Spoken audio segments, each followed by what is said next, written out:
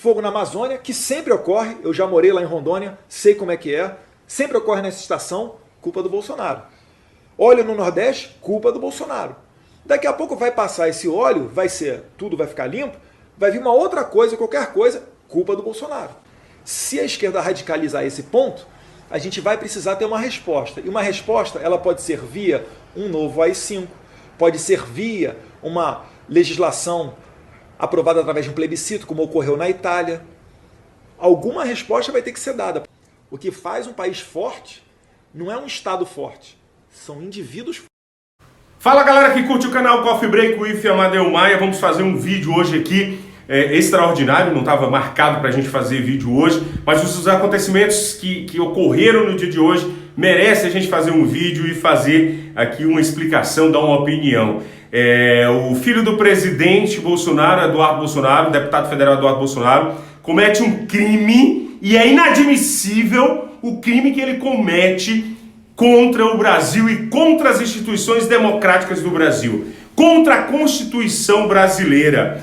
O artigo 5º da Constituição brasileira, ele prevê que se você atentar contra ela, você é um criminoso, e o Eduardo Bolsonaro cometeu esse crime ao flertar. Ele flertou escancaradamente com o autoritarismo, com a ditadura, na ameaça que fez a movimentos e a partidos de esquerda. Um país democrático, a gente ouve os dois lados, ouve direita, ouve esquerda, ouve todo mundo. Eduardo Bolsonaro, numa entrevista, essa entrevista que você viu aí no começo do vídeo, ele diz que se for possível vai ter que tomar algumas medidas, inclusive ressuscitar, trazer de volta o AI-5. O AI-5, gente, você que é novo, você que não gosta de ler sobre história, nós vamos refrescar a sua memória o que é o AI-5. O AI-5 foi um período em que vigorou aqui no Brasil e é considerado o mais sombrio da ditadura militar no país. Esse instrumento permitia que os governantes punissem e arbitrariamente quem fosse contrário e quem fosse considerado inimigo do regime. Ou seja, se eu sou contrário a você, se eu penso diferente de você, eu vou te punir, eu vou te prender, eu vou te torturar, eu vou até te matar. Isso que representava o AI-5 no período mais tenebroso da ditadura militar. E hoje nessa entrevista do deputado federal Eduardo Bolsonaro, para quem nós que somos comunicadores, nós que estamos aqui falando de política, nós exigimos que a Câmara dos Deputados Federais cassem o mandato, que ele seja punido exemplarmente. Não é porque é filho de presidente que tem direito de ficar falando e abrindo a boca como um esgoto,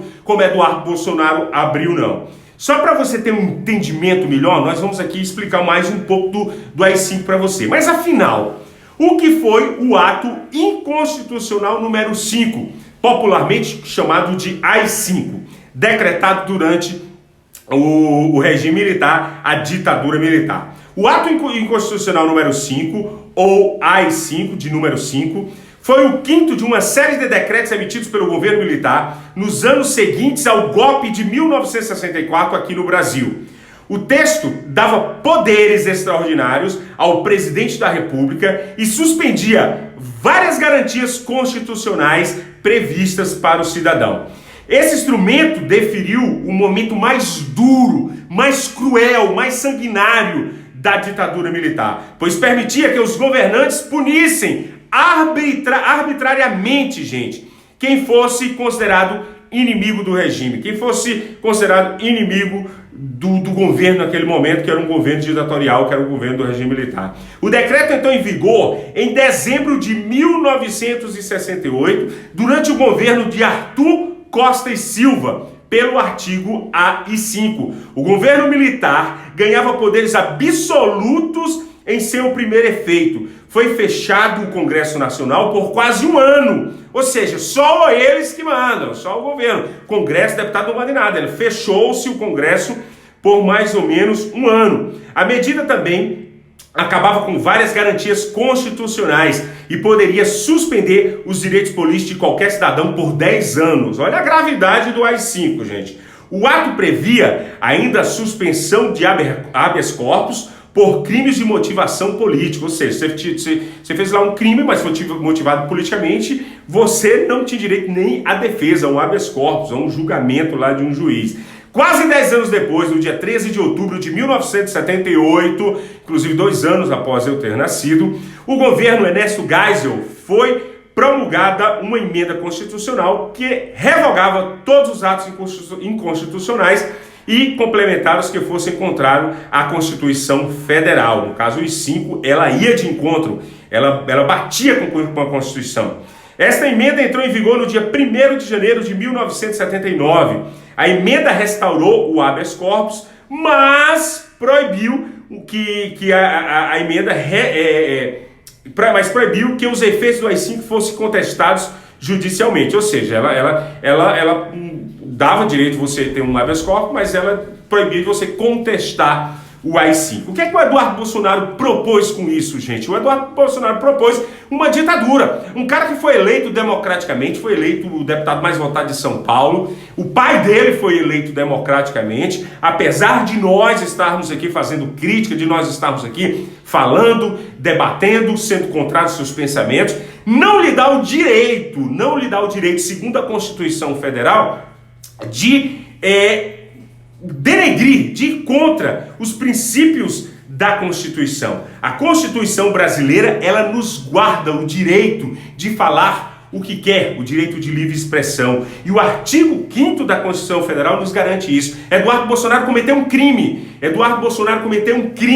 E espero que a Câmara Federal não seja complacente, não seja conivente com esse tipo de situação. Hoje, como eu falei, eu não ia fazer nenhum vídeo, mas hoje, inclusive, vários partidos políticos, vários líderes políticos, Ciro Gomes já deu uma declaração chamando o Eduardo Bolsonaro de um saco de cocô. Ciro Gomes pegou até leve, que eu acho que isso seria muito mais do que um saco, como diz um personagem aqui do humorista Irandelmar, ele é um caminhão lotado de saco de estrume, e eu acho que ele devia ter mais respeito às instituições democráticas, mais respeito à democracia brasileira, que foi conquistada com muito suor, com muitas mortes, e na época da ditadura militar, isso ninguém quer de volta, ninguém quer isso de volta. A gente quer uma democracia, a gente quer pessoas que estejam lá, a gente quer debater, a gente quer ser contrário. E não vamos aceitar, nós como jornalistas, como comunicadores, temos que levar isso às pessoas. Não vamos aceitar esse tipo de declaração. Exigimos aí que as autoridades observem essa declaração do Eduardo Bolsonaro como um crime, como uma afronta à Constituição brasileira, e que isso seja resolvido de uma forma exemplar, que ele seja punido de uma forma exemplar, para que declarações como essa, pedindo ou dizendo que um possível AI-5 pode estar de volta, se a esquerda ou se alguém que não concorda com eles levarem isso para o radicalismo. É inadmissível. Fica aqui nosso repúdio, fica aqui um nojo, dá um certo nojo a esse tipo de declaração. O Brasil é um país democrático, nós vamos continuar fortalecendo essa democracia. Se você está lá no poder, se você procurou ir para um poder político, você sabia que estava, de uma certa forma, aberto a discussões, aberto a afrontas, aberto a críticas. E nós, mais uma vez, brasileiros, e eu acho que o cidadão que ele pensar realmente como foi terrível, como foi tenebroso o AI-5, como foi tenebroso todo esse momento que o Brasil passou de ditadura militar, não deveria abrir a boca para dizer, ou para almejar, ou para pelo menos citar o AI-5 como uma possível opção de volta em pleno 2019. Eu me chamo Amadeu Maia. Se você gostou do nosso vídeo, curte aqui, compartilha, muito importante você compartilhar. Se você não gostou, dá um dislike também. O importante é que você esteja aqui assistindo e nós não vamos ficar calados. Amadeu Maia, Coffee Break with Amadeu Maia, a gente vai ficando por aqui. Repudiando a fala do deputado Eduardo